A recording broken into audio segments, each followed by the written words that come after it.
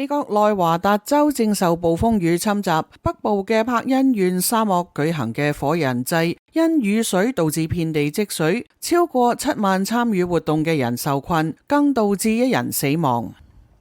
今年火人祭喺8月27號至9月4號舉行，呢項年度盛會吸引咗73000多名藝術家同音樂人等參與。當地時間上個星期五至星期六早上，內華達州西北部嘅偏遠地區降雨量達到20毫米，造成活動場地形成深及腳眼嘅厚厚爛泥，令行人好難穿過。參與嘅人士被困現場。不過部分人仍然選擇提前離開，佢哋蹣跚徒步8公里，穿過泥濘走到最近嘅高速公路，然後獲主辦單位安排乘坐穿梭巴士離開。但當局呼籲民眾避免喺晚間步行離開沙漠。當地政府已經採取緊急措施，主辦單位喺社交媒體上表示，目前進入黑石城嘅大門同埋機場仍然關閉，除咗緊急車輛外，禁止任何車輛進出該市。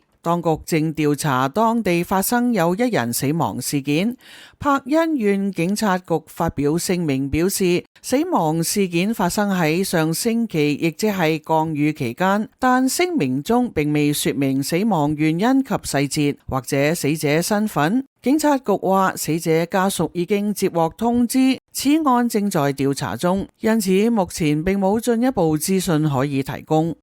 喂，睇完咪走住啊！記得 like 啦、subscribe 啦，同埋撳鐘仔先，撐我哋撐真相啊嘛〜